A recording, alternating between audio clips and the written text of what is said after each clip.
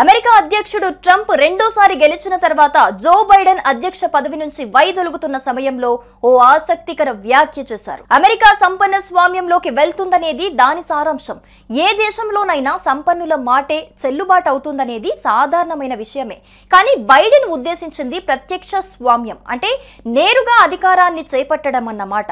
అప్పుడు బైడెన్ మాటలను ఎవరూ పట్టించుకోలేదు. కానీ ప్రస్తుతం అమెరికాలో జరుగుతున్న అంతర్గత కుమ్ములాటల నేపథ్యంలో ఆ వ్యాఖ్య కొంత ప్రాముఖ్యత సంతరించుకుంటోంది.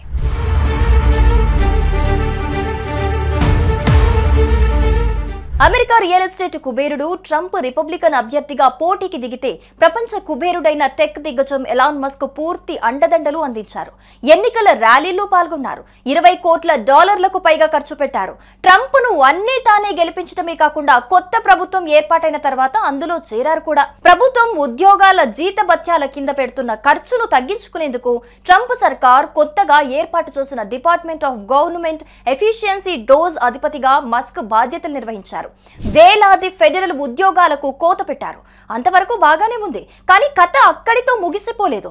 ఓ బిల్లు విషయంలో ట్రంప్ ఎలాన్ మస్క్ మధ్య పచ్చగడ్డి వేసిన మండేలా ఉంది పరిస్థితి.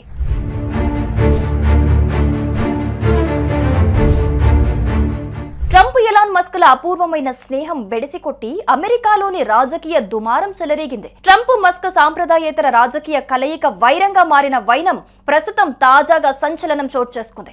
రాజకీయాల్లో శాశ్వత మిత్రత్వాలు శత్రుత్వాలు ఉండవనే సూక్తి వీరిద్దరి విషయంలోనూ నిజమైంది. సంపన్న స్వామ్యం అన్న తర్వాత వాణిజ్య ప్రయోజనాలపై తగాదాలు రావటమూ సహజమే. ఇద్దరు అహంకారులే. ఇద్దరికి తమ తమ వాణిజ్య ప్రయోజనాలున్నాయి. ఒకే ఓరలో రెండు కత్తులు ఎలా ఇముడతాయి?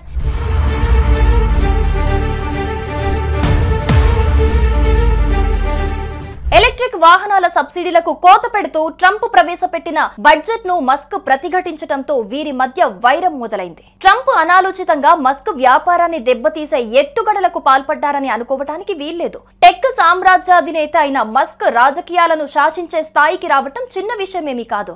అతడి ప్రభావాన్ని తగ్గించేందుకు ట్రంప్ ఎత్తులు వేస్తున్నట్టు పైకి తెలుస్తూనే ఉంది. పొమ్మనలేక పొగబెట్టినట్టుగా మస్క్ వ్యాపార మూలాలపై ట్రంప్ తనదైన శైలిలో నేరుగా దాడి చేయడంతో కథ అడ్డం తిరిగింది. దాంతో డోస్ కు మస్క్ గుడ్ బై చెప్పి ట్రంప్ పై ఎదురు దాడికి దిగారు. ట్రంప్ పరిపాలన సామర్థ్యంపై విమర్శలు ఎక్కుపెట్టడమే కాకుండా ఆయనను అభిశంసించాలన్నారు. అమెరికాకు కొత్త పార్టీ అవసరమనే దాకా పోయారు.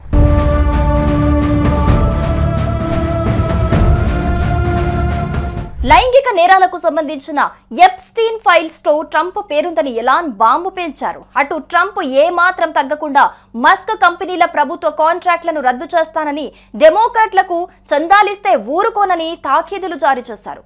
వీరిద్దరి మాటల యుద్ధం చివరికి ఏ రూపు తీసుకుంటుందో తెలియదు. కానీ ప్రపంచానికి మాత్రం బోలెడు వినోదం.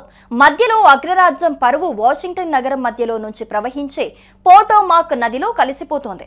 ఎలాన్ ట్రంప్ గొడవ విషయంలో అటు అమెరికాను ప్రస్తుతం ట్రంప్ రూల్ను వ్యతిరేకించేవారు మీమ్స్ చేస్తూ సోషల్ మీడియాలో పోస్ట్ చేస్తున్నారు.